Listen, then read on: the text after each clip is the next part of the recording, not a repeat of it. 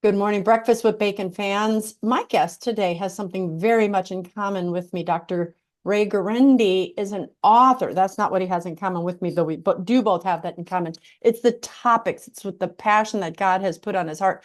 He has written not one, but two books in the past 4 months. We're going to talk about one of those books, may cross over to the other one.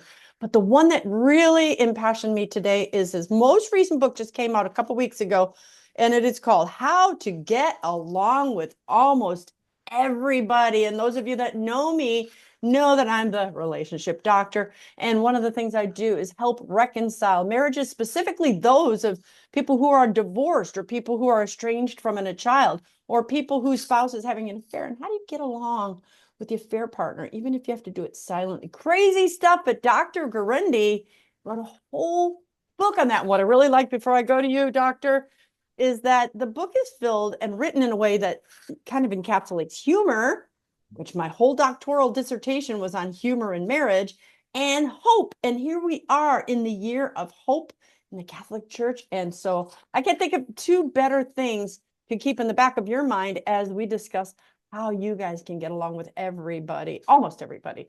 Dr. Ray, Dr. Guarendi, thank you for coming on to Breakfast with Bacon. I'm very excited about this book, this topic. Thanks, Christine. Thank What you. on earth caused you to write a book on this? I know you're a psychologist, you're a clinical psychologist. My guess, you've had a lot of clients that have a lot of estrangement, perhaps, and that's why you wanted to lead into this, or am I wrong? You know, because you do this, Christine, you know that 80% of what we hear are these dinged up, damaged, friction-filled kind of relationships, particularly with those closest to us. Yes. The mail lady, she comes by, I say hi, I thank her for the mail. Now, I've been doing this for 4 years. We get along wonderfully. Why? Because I say hi, she says hi, and I say, have a good day. She says, have a good day. So we just get along. Get along. But you know,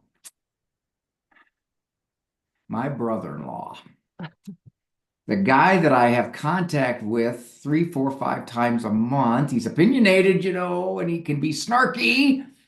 And he has his comments about my religion or my politics. And, well, it's my sister's husband. I can't Yeah. write him off. So I got to figure out how to, if not get along with this guy, at least flow with him. Yeah. At least not be in constant tension or Yeah. conflict or at odds. Yes. And that's really what a lot of getting along with somebody is. It's not necessarily you have a great relationship with them, it's that they don't disturb your emotional peace. They don't make you so tense and anxious that you even toy with, I got to get them out of my life because I can't take this anymore. Yeah. I'm going to say something here, Christine, is psychological heresy, which is most people we can get along better with, even if they don't change. Amen. Is this just people who haven't hurt you? Or is this people who have hurt you? When we say somebody hurts us, what we're really saying is they said something that I absorbed.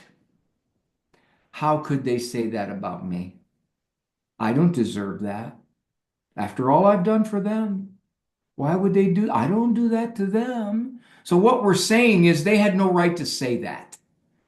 Lawyers will tell you anybody can sue anybody for anything. Well, you can extrapolate that to relationships. Anybody can say anything about anybody at any time. All you're worried about is whether it's true or not. That's the concern. If I have a snarky sister-in-law who's constantly commenting on my religion or my fatherhood, I don't have to let it hurt me. She's made remark number 224 in the last 4 years. Yeah. Why am I still upset at the same level at remark 225? Yeah. Why am I shocked? I know who she is. I know how she acts. Why am I being hurt? Or a broader word, Christine, is offended. You want to get along with people, you better lower your offense quotient. You better not be so easily offended. And we Christians, of all people, should be the least offendable. Amen. Amen. It is so funny because I have recently said to people, and I can't wait to talk about some of the specific things in your book. You talk about lowering your expectations or how you process the expectations. I just did a video, and I say this often to people on don't lower your expectations, get rid of them. If you have no expectations of people, how they speak to you, what they do, you can't be offended. And the definition truly about offense is, if you look it up, is to take offense. It's an action verb. And I could choose to take it or not take it. I'm not offended. Call me a name, say something about my political views, say something about how I look, say something about, I'm okay because I don't get offended because it's not true. And I'm okay with that. Do you realize how foreign that sounds to a lot of people? They think offense is a reflex. If you say something offensive, I have to be offended. Mhm. If you quote unquote, and here's a phrase I don't like used in relationships except in the most extreme cases, emotional abuse. Thank you for saying that because I don't like to use it either. Somebody can be nasty to you.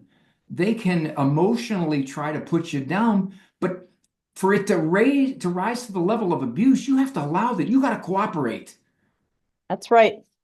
That is so unpopular. Do Oh, you mind if I call okay. you Ray or should I call you Dr. Please, Ray is Guarendi? good. Then Ray call is me good. Christine. Okay. So I agree because, whoa, we're going to get a lot of pushback. I was emotionally abused when I help people in their marriages. I'm like, emotionally abused means someone said bad things, hurtful things. But if you give them power, that's on you. Abuse is power and control, right? So Christine, you're I not should have physically being interviewed you hurt. before I wrote this book. What was that? I should have interviewed you before I wrote this book. Well, you can do it after. Let's do this. You sound like you've got some wonderful, experienced insights. Well, so do you. And this is about you, right? So this is offense is emotional abuse is something that's caused by us allowing it. Mhm. You can't be emotionally abused unless you allow it. That, I got in all kinds of trouble when I said that in the radio show.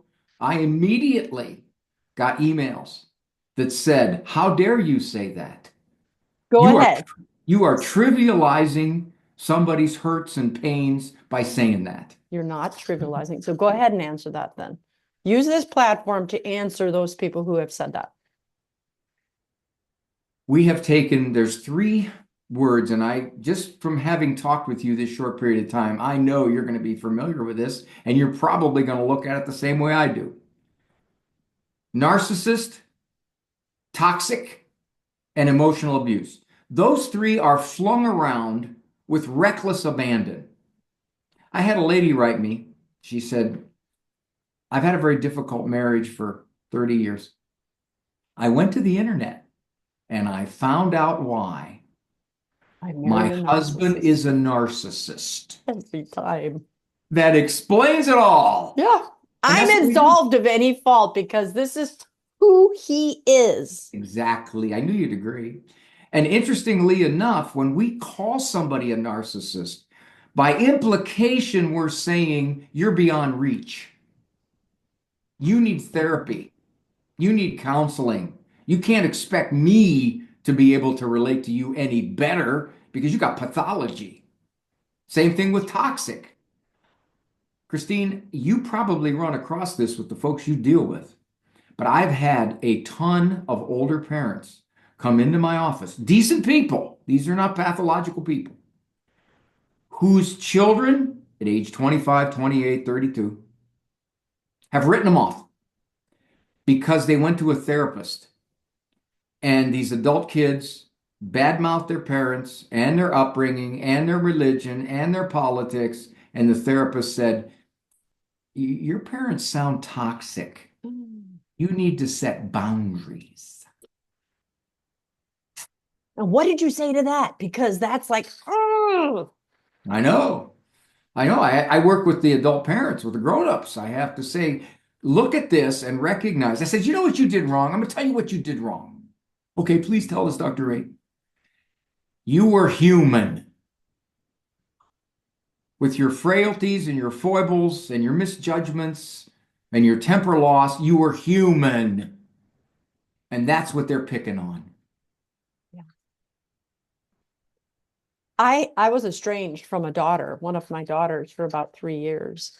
And God was so gracious. He taught me spiritual warfare in that time. And when my daughter and I began this process of reconciliation, it began tiptoeing with each other through text message and then, you know, conversations and then face to face. And I remember one of the texts that she sent me, we were talking about a topic. There were no swear words, no profanity. It was just her opinion and my opinion, and they were just in disagreement.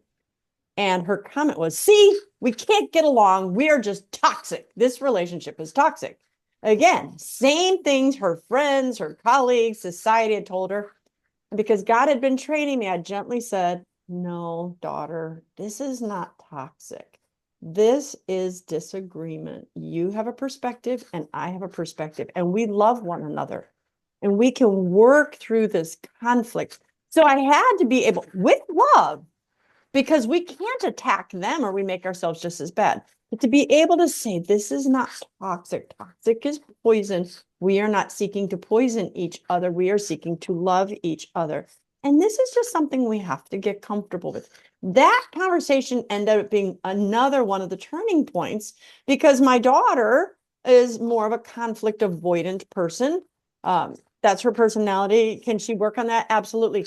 My flaw is that I'm like a bull in a china shop. So both of us handled conflict differently. I'm like, let's deal with this. I'm not perfect. I had to fix that. She recognized her stepping away and avoiding conflict. I work with a lot of clients like this. You got one escalator and then you got one stuffer, or as we call it, the demand withdraw, right? So just helping people understand, oh no, you're not broken. I'm not broken. This is how we do it. This is how to fix it. Now, this is what I'm hearing. I got to get off of me because I see how you and I are we could really talk well. Let's talk about more specifics than in your book. I'm going to shut up as much as I can because you talk about getting along. Pick one of these conversation killers, motives we have when we're trying to work with people.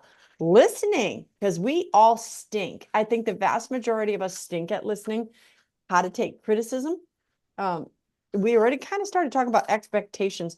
And then speaking up, because there's some people that don't speak up. So these are, when I read all of that, I was like, I got to have this guy on my show. Because I'm like, this is excellent stuff you have here. So pick one of those. Which one affects people most, or do they all affect people equally? Which one is the richest subject matter that you Richest constantly subject deal with? matter is motives. But before we go there, I wanted to share with you this. We had this happened last night. My wife said to me, Raymond, are you even listening to me? And I thought to myself, well, now that's a funny way to start a conversation. Actually, no. Right. Okay. And you're like, okay. It's a joke because Motives. she probably started the conversation before that, right? Yes. You see clients, I see clients. You've had the experience, I'm sure, that I've had. See somebody for 4 sessions, and you think you get a pretty good read on what makes them tick. Yeah. Session number 5, they say something that kind of upends your read. It's like, whoa, I missed that. Where was that one coming from? That changes my whole perspective on how they operate. And that's a therapist who sees somebody for 5 sessions. Can you imagine in everyday interactions when you read somebody's motives, and we all do it? You can see behavior, you can hear words. You can't look inside somebody's head. We read motives constantly, and that's what upsets us the most of anything else. Do you know why you didn't call me when you were going to be late? Because you don't care what I think. Because you don't care how it affects me. You're thoughtless that way. You see the motive there? Well, it could have been that the guy was just slipshod or the guy just missed it or whatever it is, but we read motives. And the worst thing, and I feel like I'm talking to someone who knows all this, is personalization. You're acting that way as a direct commentary on me. You're doing that deliberately to affect me. to hurt me. That's why you do that. My Uncle Frank, who makes these opinionated religious remarks, he's deliberately trying to hurt me. Well, maybe he's just a jerk that way. It may be he's ignorant that way. It may be he's not trying to hurt me at all. He's trying to straighten me up. But I read his motive right away quick is he doesn't care about me. He doesn't care what I think. He doesn't want to agree with me. It doesn't matter to him. There's the motive. Once I read that motive, it's similar to this. I tell spouses, one of the best ways to get less apologies, if you're upset that your spouse doesn't apologize, and they tell you, I'm sorry, and you respond, No, you're not. no, you're not. Oh, they're dead in the water. That's it. It's over. They're dead in the water. I always tell people, okay, you go to confession and you tell the priest you're sorry. And he looks at you and goes, I don't No, think you're so. not.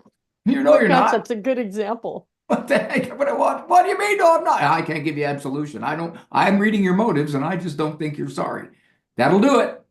Reading motives really damages relationships. Now, somebody can say, yeah, but I know them. I know what they're like. I know what motivates them. Yeah, you may, but not every time. You know what you're speaking to is just how big our egos are, even if we don't, even for those of us that no one has ever called proud or prideful, right? I mean, I've got a lot of flaws, but that's not what people say to me. But ego, we still all have that. It's like, oh, you're hurting me. Why did you hurt me? Well, anytime we turn it towards ourselves, even if you're being gentle and kind about why would you hurt me like that? It really puts the focus on the self. Because you're right. Some people might just be airheady. Some people just might be self-absorbed. Some people just might be busy thinking about their thing. But ultimately, we are born selfish. We are born focused on our own needs. And it takes an exercise, it takes activity to focus on the other. We as Catholics have the advantage because at least we know through our faith that we are to exercise our selflessness more so than people who aren't Christian, specifically Catholic. And so ego, I think, is what we're constantly living our lives trying to squelch. It's not about you, Christine. It's not about you, Raymond. Parents will say to me in my office, my 14-year-old daughter, she acts that way just to get to me. She acts that way just to upset me, just to make me mad. She knows it bothers me and she does it anyway. And I'll say, well, my guess would be she acts that way because she wants to do what she wants to do and you're in the way. Now, if she upsets you in the process, well, that's a bonus. But that's not her main motive. And it's not the main motive of most kids when they misbehave. Most kids, when they misbehave, is I want to do what I want to do, and I'm not being allowed. Or I don't want to do this, and I'm being made to do this, and I don't like that. So they resist, or they argue, or they battle. But it isn't a matter of, you know what, Mom? I'm deliberately trying to make your life miserable, and that's my main goal. Most of the time, that's not it. But parents interpret it that way, and then they blow. You go sky high.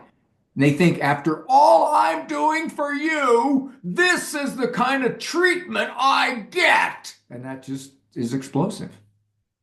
And it's funny the way you just said that reminded me that, when we're kids or teenagers, we're like, when I have my own kids, I'm going to do it the right way.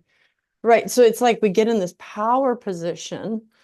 And I'm sure we're not consciously thinking this, but there's like, I am the boss. I get to tell you, as if we can exempt ourselves from the effort it takes to read the other, to kind of be more selfless, even with our teenagers. Of course, it doesn't mean letting them walk all over our boundaries, but understanding that very concept that you just said. This is someone who wants to get their way. You, of course, as a parent, want to get your way. So if you can understand that principle, I don't know, this idea of selflessness is much more helpful, and losing your ego will help us to understand these concepts that you're talking about. Parents will say to me, and this can touch on the other book too, they'll say, my son came home from college and all of a sudden he's questioning his faith. All the years we raised him in his faith, and now he's talking like, I'm not sure any of this is true. Or my 14-year-old doesn't want to go to church anymore. She's saying it's boring and I'm just sit there and I don't know what's going on. And the parents say, what do I do? I say, well, you got to be a little bit of a shrink. You got to get inside their head, that 19-year-old.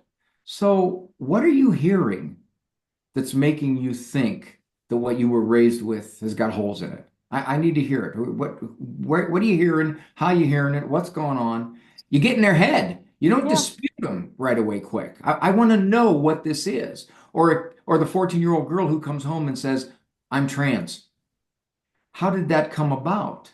Who are you hanging with? What are you seeing? What is confusing you? Why would you think this? What has happened? Up to this point, there's not been an issue at all, and now this seems to be coming to the fore. So, in other words, as a parent, I want to get inside your head. I want to make you explain yourself to me. And that's a first step. That's huge. That is huge because instead of talking, we're listening. And one of the best ways to what's the word I'm looking for, to disarm them when there's going to be this kind of contention is to do what you just said, ask questions, because then it gives them power. It's even if inside you're screaming and you're crying, you're like, oh, Jesus, help me, help me understand. That's one of the favorite things. So I'm going to highlight that. Ask them questions. It gives them time to talk and it gives you time to listen and it draws you closer together rather than tearing you apart. That's huge. A spouse will come into my office and she'll say, he doesn't stick up for me with his mother. So I'll turn to the guy. Do you know why she thinks that? Not really. Have you asked her? Oh, no. Why not? Well, she just tells me over and over. But can she give you examples? Have you asked for examples? No. She'll tell me whether I ask or not. So basically, I say, well, you got to know why she thinks you don't stick up for her. You may think it's ridiculous. You may think she's just totally insecure and she's being unreasonable. You may think that. Keep it to yourself. It's been said, Christine, we long to be understood more than we long to be agreed with. Oh, I don't think I've ever heard that. I think you're right. Yeah, I think you're right. I just want my husband to understand me, whether or not he does agree with me. But a lot of times they don't. They think they understand. I think I understand him. Maybe I don't, I don't know. know, Get on the show, we'll find out. right? I think it's harder to understand us women. I think God's trying. He's closest to understanding us. Women are In more Jesus. socially attuned. They're more verbal. They Mhm. notice details. They're much better at picking up on subtle cues. They Yeah. just are. That's just the wiring of women in general. Yes. They're better at it. A wife will come into my office and she'll have a list. She's written it out. It's about 4 pages long Single of spaced. yes, everything that's wrong in the marriage. So I'll turn to the guy and he'll say, I thought everything was going okay. It's okay. I didn't know it was bad until she said she was leaving. Yeah, Yes. I get that a lot. A woman is often feeling like, why do I have to hit my head against the wall before you realize how serious I am? Did Yeah, you know the statistic? This is an interesting statistic. You probably know this because you deal so much in this area. 80% of all divorces are initiated by women. I didn't know it And was 80, but I knew it was women. Is it that high? yeah, it's high. And you can say, well, that's because they live with jerks, or that's because guys are immature little adolescents now made by our culture. Yeah, I'm sure that's part of it. But what I see as a therapist, most marriages that come to me are not pathological. There isn't drug abuse, there isn't alcoholism, there isn't adulterous relationships all over the place, there isn't physical abuse.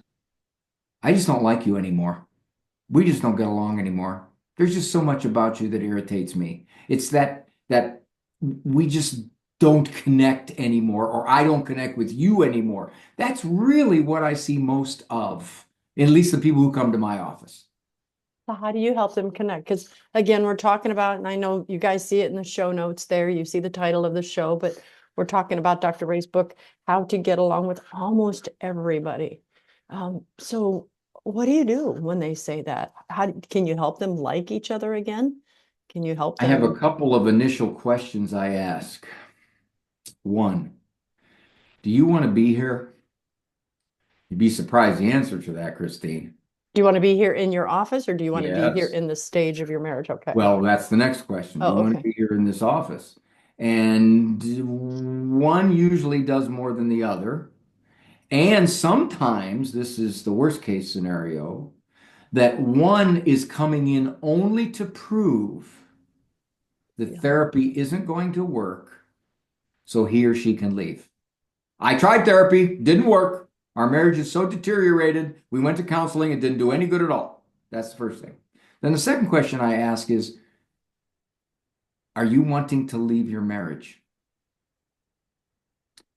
If they pause, if they stop, they don't say immediately, no, I don't. No, I don't. I No, they know do. just for my own sake as a therapist, I know this is going to be an uphill climb. So what do you do when they say that? Well, first thing I'm going to say is, well, you hesitated. So what is it? What would have to be different in your marriage for you not to want to walk out that door? And the interesting thing, sometimes I get an answer. I ask them this. This is really where they've, I think, already visited the attorney and they haven't told their spouse. If your spouse would change everything about him or her that you don't like, would that make any difference? And you can't imagine how often they pause. They look at me like, I'm not sure. That's a dangerous situation. About 50 to 75% of them who come in on divorce's door, they got somebody else. I was just going to say that was my next question to They got you, somebody else.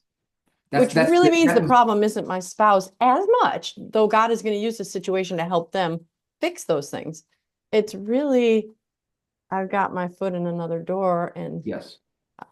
now I can no longer think of you in these good ways because I'm too busy thinking of the other person in the other way. Very, very much so. Very much so. And Mhm. many people will say to me, well, no, I don't think he has anybody else. And then you find out 2 months later, oh my gosh, he's had this woman for 7 months and she never knew a word about it. And they make you look like a fool because they make you believe them. Because to have a solid marriage, you have to have trust. And so you really do want to trust them. It's funny, I took a course in college. I can't remember if it was my master's or PhD, but it was about lying. And really, just coming down to bottom line, you can identify lying in someone else 50% of the time, which means it's a crapshoot, which means you really can't identify because we allow people we love most, we Sure. want to believe them. So we believe them and they give us these twisted up answers like, really? Now all of a sudden you're wearing these really cute, you're doing your hair and your makeup for the gym? You never used to do that Yes. before? Oh, Yeah. but you wanted to go out for latte afterwards. Okay, well, okay. You don't want to come home and shower? Oh, I shower at the gym. Very Oh, much so. okay, I'm going to believe you because you want to believe me. A lot of times what happens, and you see this, I'm sure, is that there's a lot of criticalness in the marriage, especially women are very sensitive to being criticized, put down, critiqued. And I work with the women to try to get them to be a little more invulnerable to this. I will say to them, well, how long you been married? Well, 27 years. Has he been this way for 27 years? Well, no, but the better part of 20. Okay. And it's still affecting you the exact same way it did. You're still, well, yes, Dr. Ray, it's a cumulative effect. Christine, most people think that the cumulative effect has to go like this and make you feel more and more distressed, make you feel more and more put down, make you feel more and more inferior. In fact, the cumulative effect should go this way.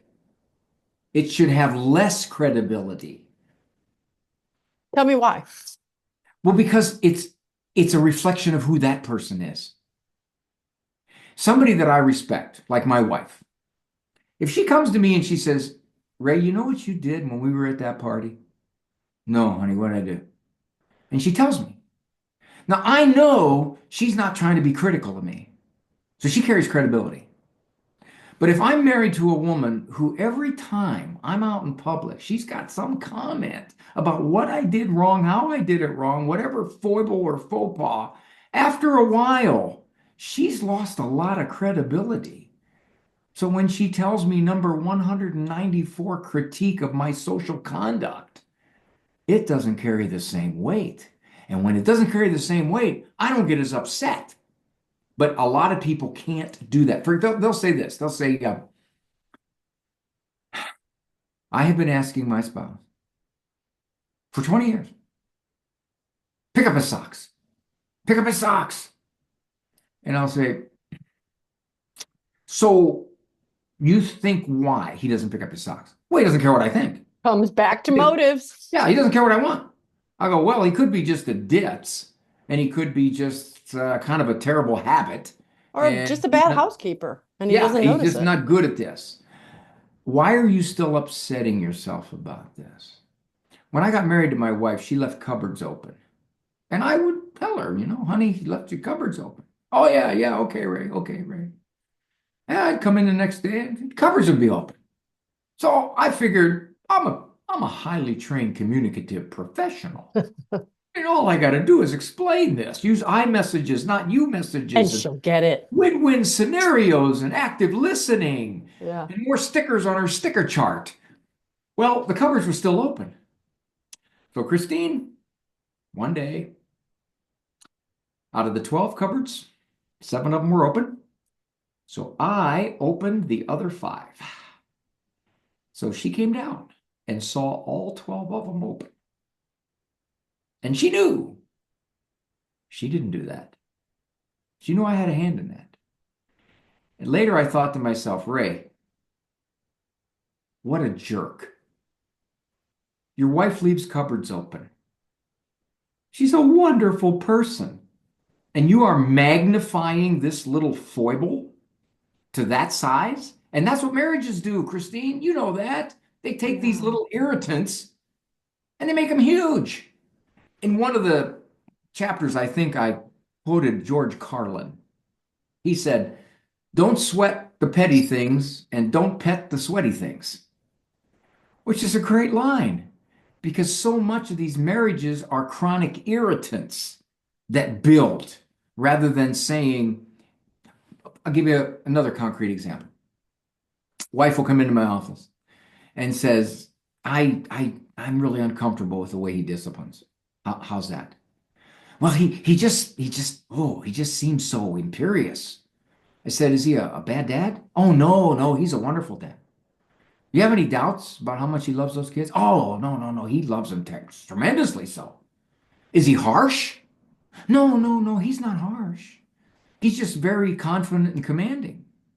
And I say, so what you're saying is, see, we're allowed to say that, right, Christine? We're shrink Mhm. kids. So what Yeah. you're saying I'm is, an interpreter. I'm going to yeah, there we interpret what you're go. saying, right? Yeah. You want him to discipline like a woman. He's a guy. Guys are louder. They're less words. They're more They're more action. bottom line and you're Yeah, more they are. relational. Yeah. Yeah, so it's a situation where she can come to accept that he's not an abusive dad by any stretch. He's just more no nonsense than she is. Okay. That's Let been me a ask you this as you're doing that, because so we deal with these same things, but really what makes you different than most relationship, well, I'm a coach, you're a clinical psychologist, is how does your faith inform how you work with people like this? Because really you keep pointing towards that same selflessness that we need to have, the same, I'm going to attribute better motives to you than I do. So it's always this looking outside of myself and looking for truth. How does your faith inform you, your counseling sessions, this book? Because I'm hearing your faith, but I want you to say it to the viewers how this is putting it all together. I get a lot of clients who come in because they know, and I've talked to them before they come in. I always do that, Christine. They know I'm going to respect their faith. I'm not going to tell them, well, you need to just walk out. This is a sad marriage. Just get out of it. Seek happiness. Your children will be fine. They know I'm not going to do that. All right. So that's a certain percentage of my clients. But what happens if a guy's in my office? I have this all the time too. He converts to Catholicism 19 years ago. He's leaving his wife now. They got 4 kids. He's leaving his wife. And as far as he's concerned, he converted because, all right, that's what she wants. She's cute. I liked her. Okay, I'll go through RCIA. And he's just kind of skimmed along the top of the faith for 19 years. And he's leaving now. Now, I can't use religious morals to stop him. Doesn't mean anything to him. Right, I because can't it's not say, his center, right? no, not at all. I can't say, so you're not worried about what God thinks about this? He looks at me like, what are you talking about? Here's what I do. Our faith, if we believe it's given to us from God, from Christ, is the best way to live. So whether we acknowledge religion or not, the principles work. So if I say to him, how old are your kids? 17, 14, 12, and 6. If you leave, how do you think they're going to react to this? Oh, the 17-year-old's not talking to me already. She said, I've just destroyed our family. She wants no part of me. The 14-year-old's a lot nicer. We've always had a close relationship, but she doesn't really like, she kind of met this girl I'm dating and she doesn't like her at all. So I don't know if she's going to come to my house. So I help them explore the repercussions of the move they're making, almost independently of morality. I had a priest one time, I asked him, I said, Father, for you, what is the strongest piece of evidence that the Catholic faith is true? He said, the system works. I said, what system? Liturgical? Clerical? What system? He said, the moral system. It works. It's the best way to live. You and I know, Christine, the people who come in our office, whether they acknowledge it, whether they admit it, whether they're ignorant of it, the farther they get from the way God says to do things, the more miserable they are. Exactly. That's the way it is. It's true. And you're familiar with Father Robert Spitzer, correct? No, well, I've heard the name, but I'm not familiar with any of his theology. He's brilliant. He's a PhD physicist. He's brilliant. He's got a number of books that basically look at, his one book looks at secular studies, not religious, secular studies. The book title is The Moral Wisdom of the Catholic Church. And these studies basically say the church is right. If you go against the moral teaching of the church, divorce, abortion, Homosexuality. multiple, all of it. If you go against it, You're going to be hurting. you're asking for stuff that's going to befall you. Yeah. That's Spitzer's premise, and he's got the research to back it up. Send me some of his stuff when we go off the air. I worked with a young man yesterday. I've been working with the family for quite some time, and he just finally said, well, I'm gay. And so instead of, and it's like, but I don't necessarily think what the church teaches is true. And so instead of doing what you said, right? I mean, instead of jamming it down and say, well, here's what the church said as well. What you're going to need to do now is seek truth. Seek and see if it's true or not. Test the waters. Talk to God. And this, Jesus loves everybody and he wouldn't exclude anyone. I said, you are absolutely right. What is love? So that's his homework assignment. He's up, you got a point. Just go and research. I'm not going to tell you not to, because God will always lead you back to truth. And so if we allow them, it's this whole point that you ask your clients questions. And I think if we can sum anything up here among all the other great principles you've brought up is to be asked to listen first before being heard. If you ask someone questions, it's an invitation to be heard. I want to hear you. I don't want to just spew my thoughts at you. And we can really circle back to the title of your book, How to Get Along with Almost Everybody. If I make it about you and not me, everybody wants to be heard. That is going to attract. There's an example I use in the book, Christine, where I ask, have you ever met somebody first time and you come away thinking, that person was nice. That person was so easy to talk to. What was it? And then you realized they were genuinely interested in you. They asked all about you. They asked about your kids. They asked about your job. They asked about what you like to do. They had this deft ability to keep the conversation aimed at you. And you came away thinking, I don't even know if they know my name. Or, I'm sorry, I don't even know if I know their name. But wow, they were so easy to talk to because they said, "Yeah, Mhm. I want to know about you. Tell me why you think the way you think. Tell me how you came to that conclusion. What is it that moves you about that?" Critical principle of a relationship. There is so much more I would love to talk to you about, but I think people are going to have to read the book to discover this. I know that they can get the book by going to sophiainstitute.com because they're the publishers of the book, and I thank them for connecting me with you. But they can also get the book directly at your site, drray.com. And if they go to your site, Sophia, I'm not trying to turn them away from you, but if they go directly to Dr. Ray, you can get a signed copy, but feel free to go to Sophia Institute as well. And then they can learn about your other book, which I think we'll do another show on that one that just came out in November, The Family Faith Under Fire. Talk about what our Blessed Virgin said to the children of Fatima. Final battle would be for marriage and the family. And I think God's called you to that ministry. One of the other things, oh, and if people want to get a hold of you, if they want to use you, and you're only licensed in Ohio, if they would like to talk with you, do some counseling, they can go to drray.com.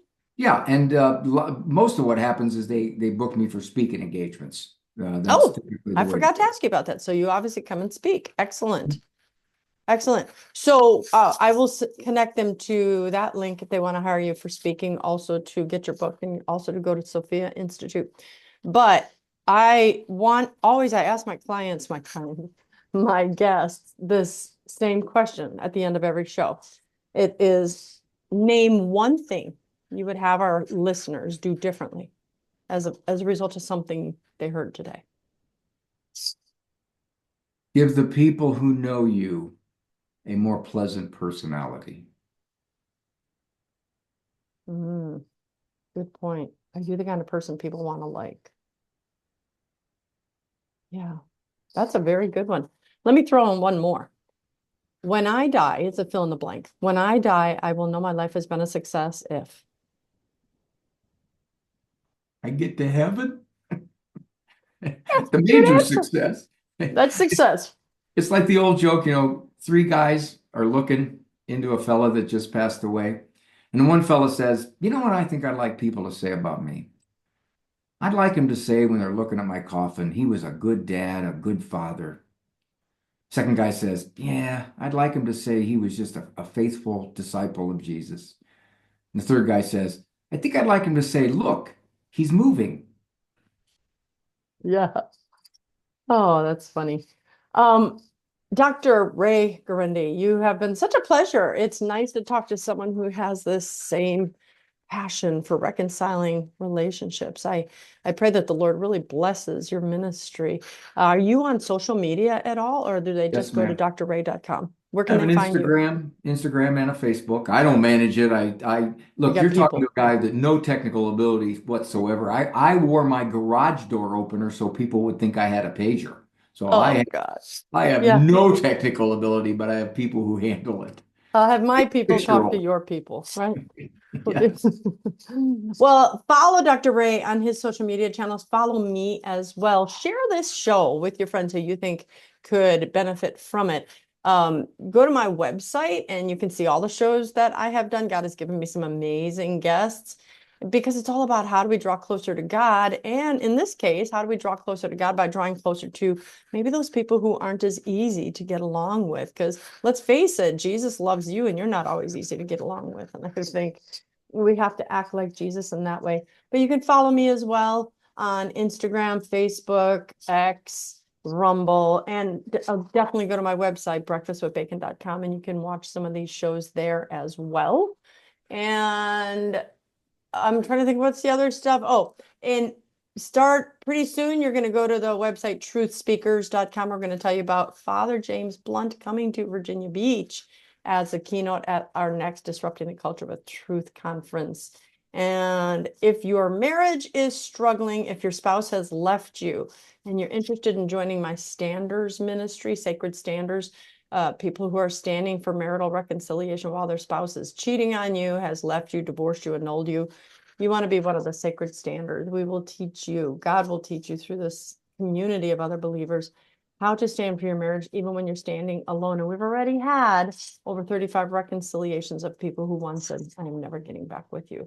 Well, people do change their mind. Prodigals do come home. So I'm excited. Contact me at breakfastwithbacon.com and I will let you know how to be part of that group. Dr. Ray, I think we've said everything we need to say. Is there anything else that we need to let them know?